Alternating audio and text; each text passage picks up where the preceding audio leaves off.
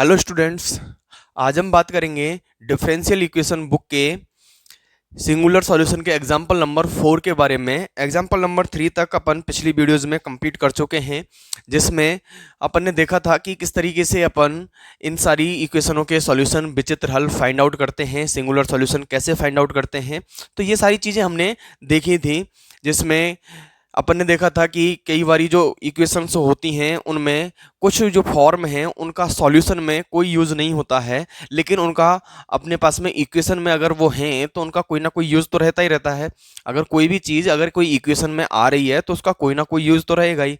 अगर मैं उसको विचित्र हल में अपन नहीं ले रहे हैं तो उनके ज्यामितीय अर्थ क्या क्या होंगे, तो उन सारी चीज़ों के बारे में भी हमने सीखा था कि ये क्या, ये विचित्र हल में क्या ये स्पर्श बिंदु होगा या फिर ये अपने पास में नोड होगा या फिर उभयाग्र होगा। तो इस तरीके से अपन उन सारी चीज़ों के बारे में भी अपन देखते थे। फॉर्मूले होते थे E T square C plus, और दूसरा अपने पास में पी डिस्क के लिए ई टी स्क्वायर सी हो जाता था, और उसके लिए सी डिस्क के लिए अपने पास में हो जाता था E N square C Q.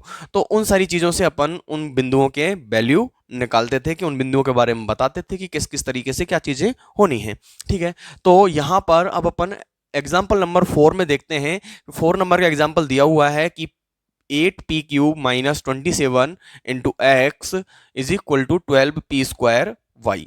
तो ये जो फॉर्म दी हुई है इसमें से मैं इसको y की वैल्यू में अगर मैं निकालना चाहूं तो ये वाली वैल्यू कहाँ चली जाएगी, इसके नीचे चली जाएगी।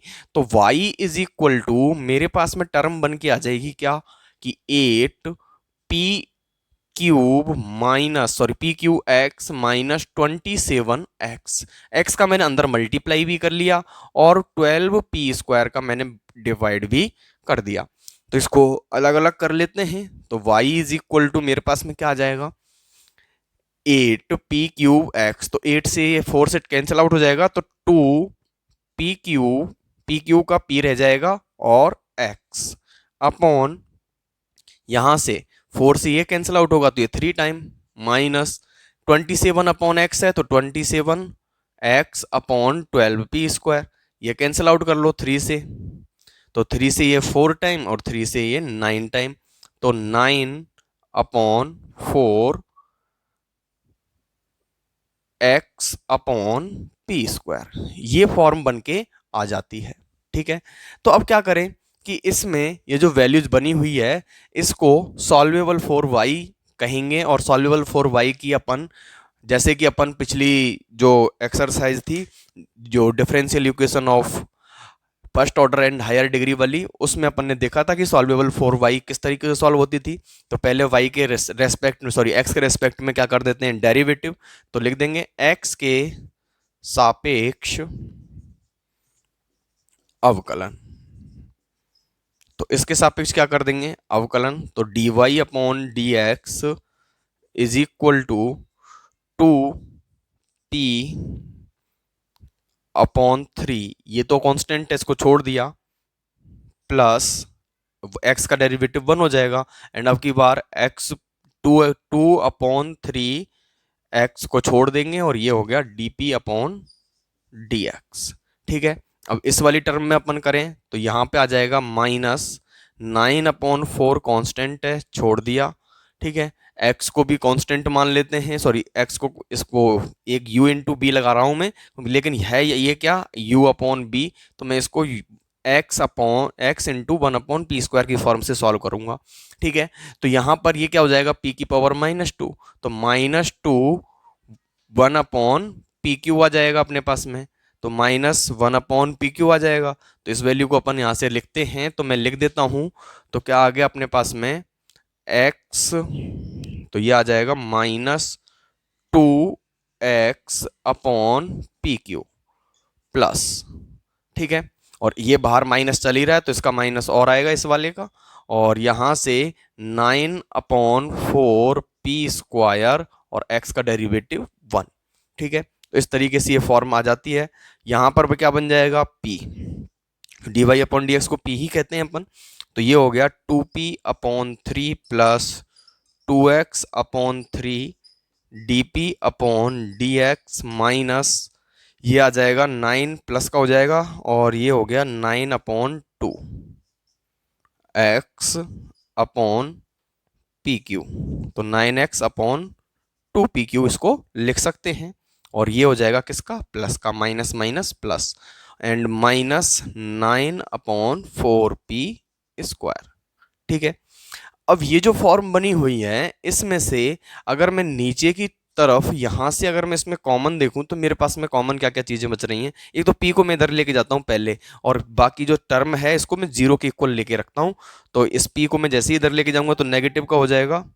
तो 2p/3 minus P plus 2x/3 dp/dx plus 9x/2p³ minus 4p² is equal to 0। ठीक है। इसको जब सॉल्व करेंगे तो माइनस का p बचेगा, माइनस का p/3। तो इसको जब अपन ने सॉल्व किया तो मैं लिख देता हूं इसको 2x/3 dp/dx, और यहां से जब इसको सॉल्व करेंगे तो माइनस का 1/3 या फिर p/3। ठीक है। और ये हो जाएगा अपने पास में 9x/2p³ minus 9/4p² is equal to 0। तो ये फॉर्म बन के आ जाती हैं। ठीक है। तो यहां से अगर मैं देखूं इन फॉर्मों को, तो एक तो अपने पास में ये दिया हुआ है 3 और यहाँ पर है 4। तो यहाँ से मैं अगर देखूं तो 4 और 3 यानी कि 12। तो 12 तो यहाँ से एलसीएम आ रहा है नीचे, और पी क्यू भी नीचे आ रहा है, मैक्सिमम पावर पी क्यू है। तो मैं 12 पी क्यू का पूरी टर्म में अगर मल्टीप्लाई कर दूं तो मेरे पास में नीचे वाली चीजें सारी की सारी क्या हो जाएंगी, खत्म हो जाएंगी। एक सेकंड, यहाँ पर dp/dq, यहाँ dx नहीं लिखा है मैंने, यहाँ से भूल गए इसको लिखना। तो यहाँ पे dp/dx और आएगा। सॉरी, इस वाली टर्म को थोड़ा ठीक कर लेना। यहाँ से ये चीज़ थोड़ी सी मिसप्रिंट हो गई है, बस ये समझ लो कि इसको थोड़ा सा लिखना भूल गए। 4p²। तो ये आ गया अपने पास में dp/dx minus 9/4p² is equal to 0। और इसमें भी dp/dx minus 9/4p² is equal to 0। ठीक है। अब मैं इसमें क्या कर देता हूं, क्योंकि जिससे कि क्या होगा, मेरे पास में जो वैल्यू है वो 12 की फॉर्म में, सॉरी 12 पी क्यू का मैं मल्टीप्लाई कर दूंगा तो नीचे वाली टर्म में कट जाएंगी। अपने पास में dp/dx की फॉर्म ही बचेगी और ऊपर वाली फॉर्म्स बचेंगी। ठीक है। तो मैं लिख देता हूं 12 पी क्यू का गुणा करने पर। ठीक है। तो 12 पी क्यू का जैसे ही मैं इसमें मल्टीप्लाई करूंगा तो 4 से 3 से 4 टाइम कट जाएगा। तो 4 का मैं इससे मल्टीप्लाई करूंगा तो 4 दूने 8 p³ x dp/dx। ये फॉर्म तो इसकी बन के आ गई भाई। 3 से ये 12 कट जाएगा अपने पास में कितने टाइम, 4 टाइम, और 4 का इससे मल्टीप्लाई करेंगे तो ये वाली वैल्यू। अब वापस से 3 से इसको काटेंगे तो ये बन गया p4। क्या बन गया, p4। और लेकिन कितना, 4p4, क्योंकि 4 यहां पर 3 से कट जाएगा, वो कैंसिल आउट हो जाएगा। तो 4p4 ये बच जाएगा 4p4 प्लस अगली जो टर्म है इसमें pq से pq तो गया ही, 2 से ये 6 टाइम, और 9 से मल्टीप्लाई करेंगे तो 54x dp/dx। नेक्स्ट, जब मैं इसमें मल्टीप्लाई करूंगा तो 4 से ये कितने टाइम, 3 टाइम, एंड p² से ये p टाइम, तो 3p बच गया। और 3p का मैं 9 से मल्टीप्लाई करूं तो 27p minus 27p is equal to 0। ये बन के आ जाता है। ठीक है। अब एक टर्म तो अपने पास में यहां पर बनी हुई है और एक टर्म यहां पे बनी हुई है। तो देखें, अगर यहां से मैं कुछ कॉमन ले लेता हूं, जैसे कि p4 इसमें से कॉमन आ रहा है और इसमें से भी कुछ चीजें कॉमन आ रही हैं, तो देखें क्या क्या चीजें कॉमन आ जाएंगी मेरे पास में। तो देखें, यहां से मैंने ले लिया कॉमन 4p/q, तो यहां पे तो बच गया 2x dp upon dx minus p plus यहां से 27 कॉमन आ जाएगा, तो यहां पे बच गया 2x dp upon dx minus p is equal to 0। ये वाली फॉर्म्स बन जाएंगी अपने पास में। तो इसमें एक फॉर्म तो बन गई अपने पास में कि 4pq माइनस p, और एक फॉर्म बन गई अपने पास में 2x dp upon dx minus p is equal to 0। ठीक है, इस फॉर्म को लेके p को सॉल्व करेंगे। p के लिए इस वाली वैल्यू को अभी अपन छोड़ देंगे, तो क्या आ गया 2x dp upon dx minus p, यानी कि पहली इस वाली टर्म को ले लेंगे, यानी कि द्वितीय खंड से, द्वितीय खंड से। तो सेकंड जो पॉइंट है इसको ले लेते हैं अपन, इज इक्वल टू 0। तो 2x dp upon dx is equal to हो गया p, लेके आएंगे इधर और इसको इधर लेके जाएंगे, तो मेरे पास में क्या टर्म बन जाएगी कि 2 अपॉन p dp, और ये बन गया अपने पास में x की फॉर्म बनेगी, तो ये x नीचे आ जाएगा, तो 1 upon x D x, both side integrate कर देंगे। तो बोथ साइड इंटीग्रेट करते ही अपने पास में 2 कॉमन बाहर, तो 1 अपॉन पी का क्या हो जाएगा log p is equal to log x, और ये हो गया लॉग c कांस्टेंट, ये ऊपर चला जाएगा, तो लॉग p स्क्वायर, तो लॉग एक तो हो गया p स्क्वायर, और ये हो जाएगा लॉग cx, लॉग से लॉग कैंसिल आउट हो जाएगा। ठीक है, लॉग से क्या हो जाएगा लॉग कैंसिल आउट, तो p square is equal to cx आ गया, and p is equal to क्या आ गया अंडर रूट cx। तो एक बार आप इसको लिखिए यहां तक। ठीक है,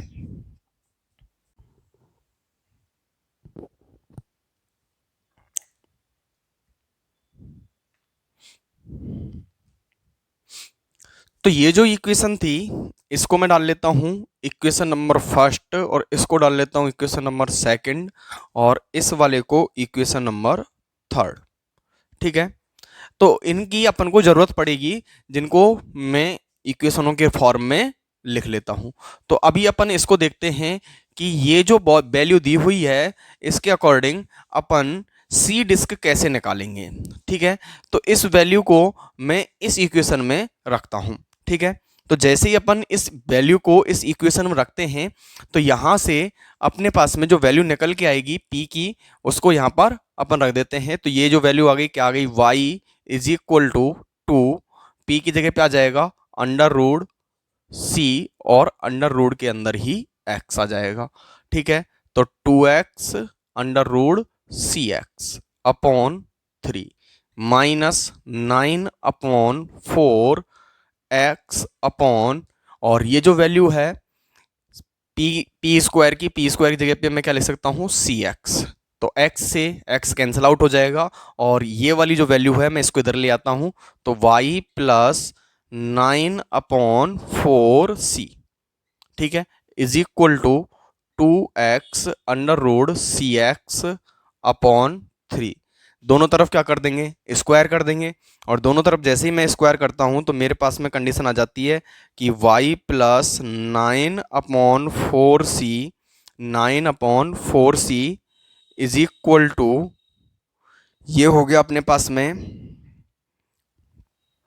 9, ये हो जाएगा 4 और एक्स स्क्वायर, और इसका हो जाएगा सी एक्स अपॉन 9, ये वैल्यू बन के आ जाएगी। तो y plus 9 upon 4c is equal to, इसका स्क्वायर हो जाएगा, और बोथ साइड स्क्वायर किया ना, दोनों तरफ वर्ग, दोनों तरफ वर्ग। ठीक है, तो यहां से ये आ जाएगा। अब यहां से देखें कि 4c upon 9 into x cube, ये वैल्यू बन के आ रही है। इस वैल्यू में से 4c अपॉन 9 है, यहां पर 9 अपॉन 4c है, इसको मैं क्या मान लूं c मान लूं, तो मेरे पास में कैपिटल C, ये स्मॉल c है, तो मैं इसको कैपिटल C मान लेता हूं। तो मैं लिख देता हूं कि माना 4c, माना 9 upon 4c is equal to capital C। ठीक है, यहाँ पे इसको कैपिटल सी मान लेंगे तो इस वाली वैल्यू की यहाँ पे अपने पास में इक्वेशन और डिफरेंट बन जाएगी, और जिससे अपन सी डिस्क की वैल्यू फाइंड आउट कर लेंगे। ठीक है, तो सी डिस्क की वैल्यू फाइंड आउट करने के लिए यहाँ से मैंने क्या किया, इसकी वैल्यू यहाँ पे पुट की, तो y प्लस सी का whole square is equal to इस ये वाली वैल्यू 1/c बन जाएगी और x³ अपॉन सी। ठीक है, x³/c। तो ये वैल्यू बन के आ गई मेरे पास में कि C y plus C square is equal to x³। Equation number 4। ठीक है, सी डिस्क के लिए, तो सी डिस्क अपन को निकालना है, तो इसके लिए अपन क्या करें, समीकरण 4 का क्या कर देंगे, आंशिक अवकलन। ठीक है, तो ये जो वैल्यू थी इसके बाद में था ये यहां से। ठीक है, इसको समीकरण 2 से यहां पे लिख देंगे, समीकरण 2 से इसको मिटाई देता हूं मैं इस वाली वैल्यू को, और यहां पर अपन समीकरण 2 लिखेंगे कि ये वाली वैल्यू कहां से फाइंड आउट हुई, समीकरण 2 से, जिससे कि आपको लिखने में परेशानी ना आए कि इसके बाद से अब आपको लिखना है। ठीक है, समीकरण 4 का आंशिक अवकलन करना है। आंशिक अवकलन सी के सापेक्ष, किसके सापेक्ष, सी के।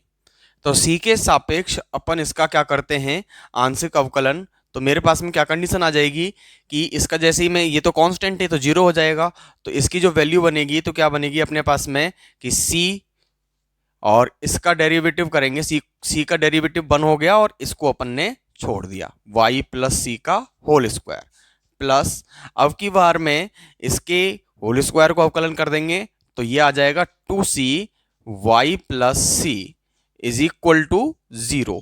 ये वैल्यू बन के आ गई, इसका होल स्क्वायर हो गया, ये वाली कंडीशन बन गई। इसमें से मैं कॉमन ले लेता हूं तो मेरे पास में क्या कॉमन आ गया, y प्लस सी, एंड ये वाली वैल्यू जो है एक बार ये बन जाएगा कि y plus c plus 2c is equal to 0।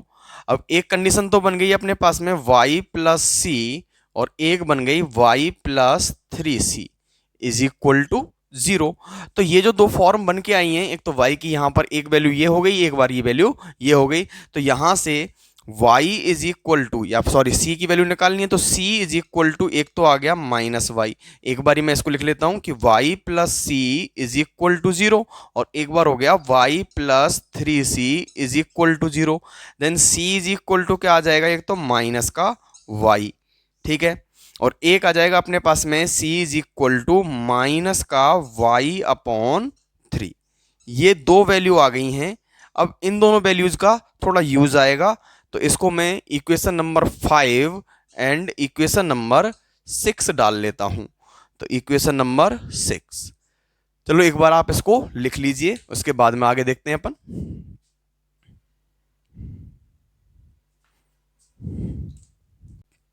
तो मैं इन वाली वैल्यूज को हटा देता हूं, जैसे कि अपने पास में अब अपन को वैल्यू कहां पर रखनी है, इक्वेशन नंबर जो 4 है उसके अंदर इन दोनों वैल्यूज को रख रख के अपन क्या निकालते हैं, मान निकालते हैं।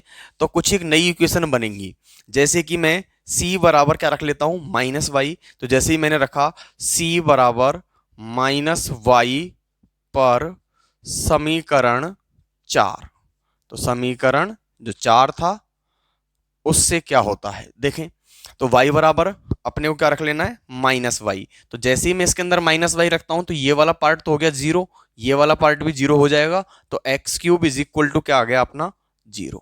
तो x³ इज इक्वल टू 0। ठीक है, अब यहां से ये वाली जो फॉर्म है c is equal to minus y upon 3 इसमें रखते हैं, तो c is equal to minus y upon 3 पर समीकरण 4 से। ठीक है, तो ये तो हो गया अपने पास में समीकरण नंबर 7।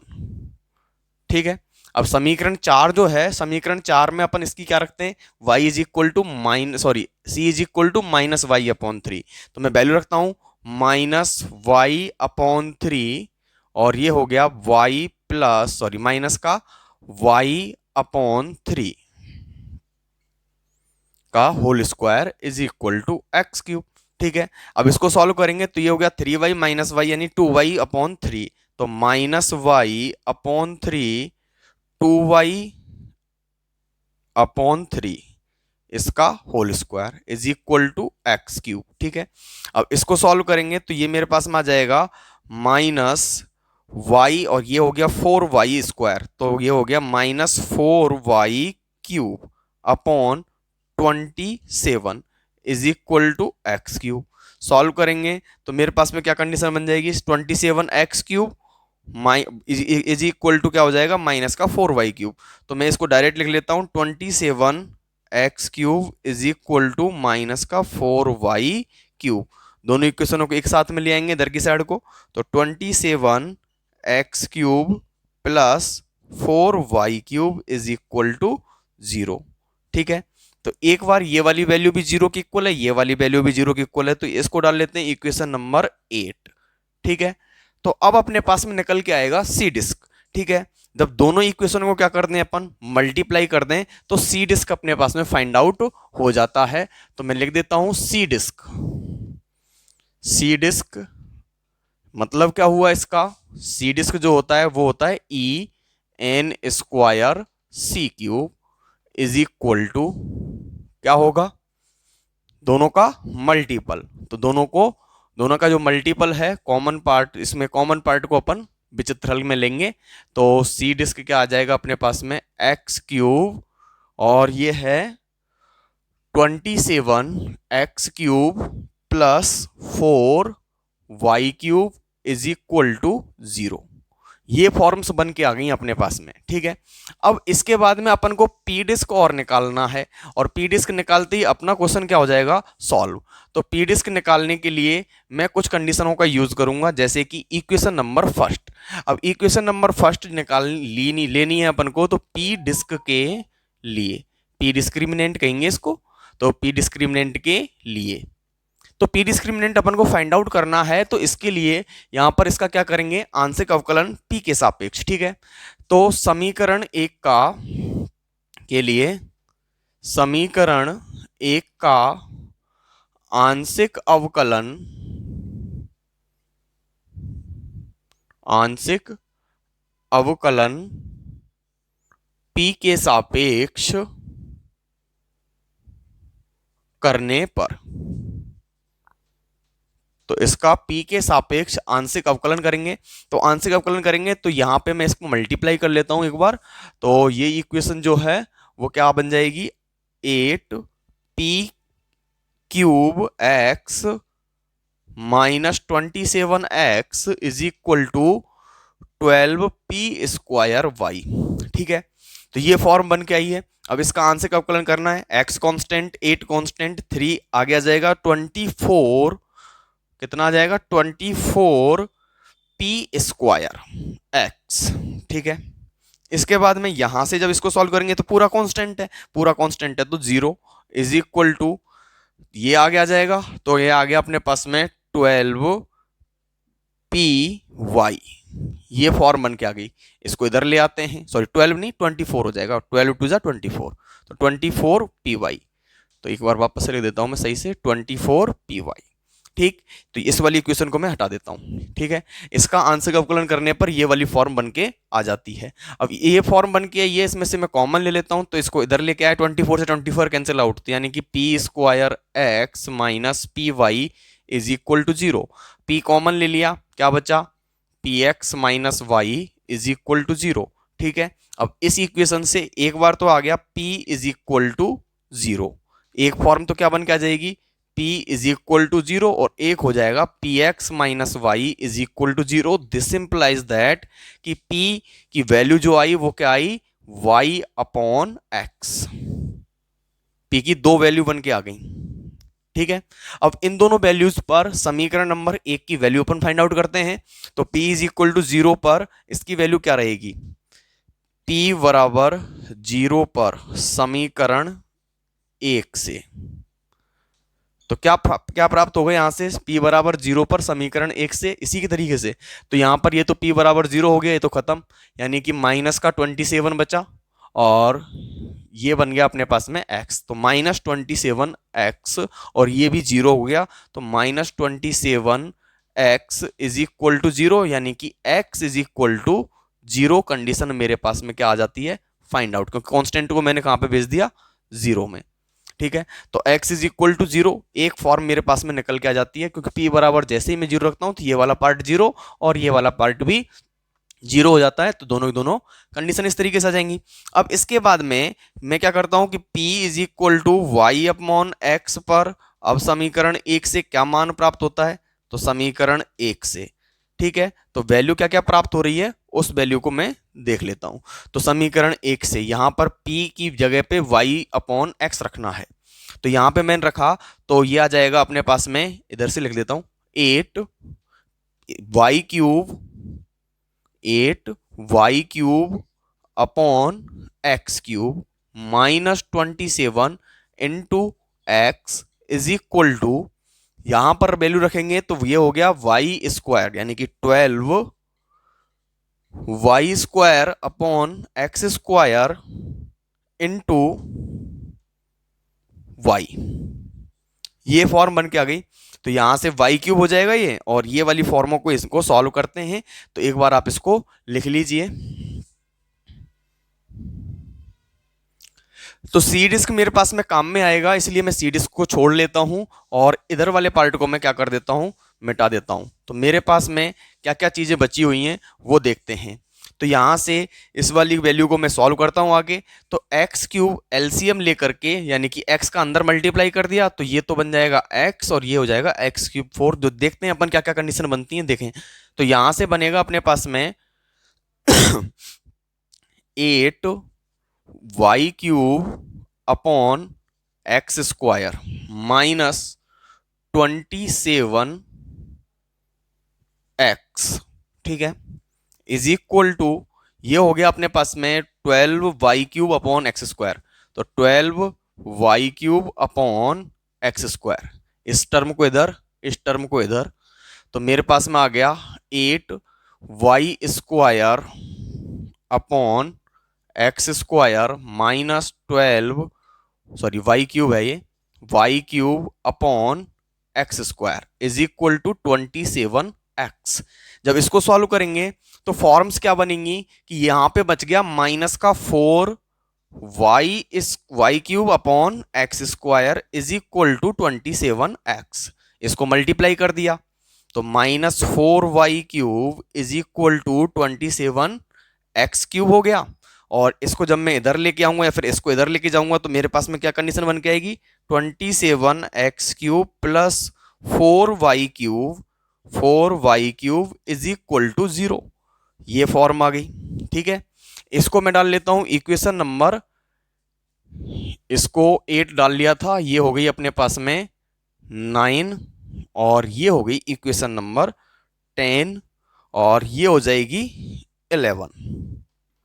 ठीक है, तो इक्वेशन 10 एंड 11 से समीकरण 11 एवं 10 एवं 11, इक्वेशन 10 एंड 11 से क्या फॉर्म बन के आ जाएगी, यानी कि पी डिस्क निकल के आएगा। क्या निकल के आएगा, p disc, p discriminant, p discriminant जिसको मैं क्या कहूंगा, e T square c is equal to, मेरे पास में क्या आ गया, एक तो x और एक ये वाली वैल्यू, तो x into 27x³ plus 4y³।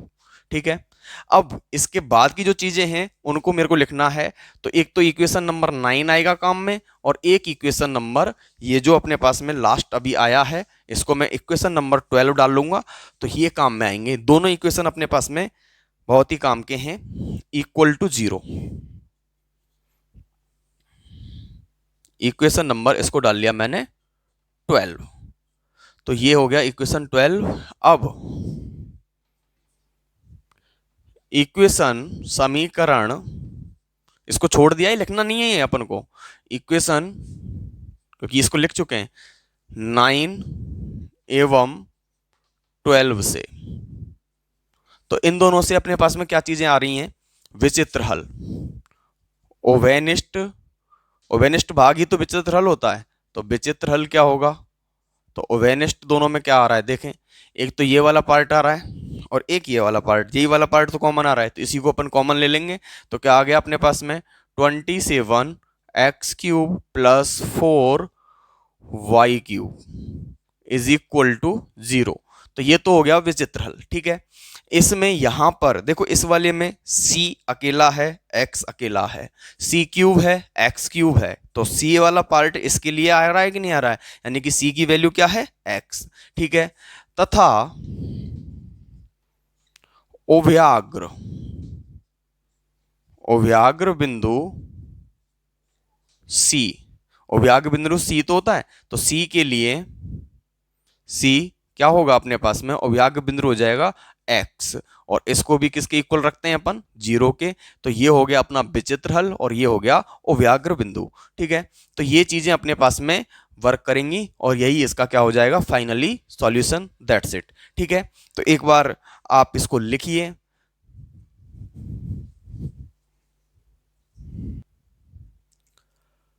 हाँ, तो ये वाला पार्ट अपन को लिखना नहीं था, इसको हटा देना अगर आपने लिख लिया हो तो, क्योंकि ये अपन ने इसके लिए मैंने इसको छोड़ दिया था, क्योंकि मेरे पास में इसमें काम में आया था ये, क्योंकि मिटा देते तो पता ही नहीं लगता कौन कौन सी चीजें कॉमन आ रही हैं कौन सी नहीं आ रही हैं, ठीक है। तो फिर अपन अगला एग्जाम्पल जो है उसको अपन नेक्स्ट वीडियो में सॉल्व करेंगे। तो तब तक के लिए बाय बाय, थैंक यू।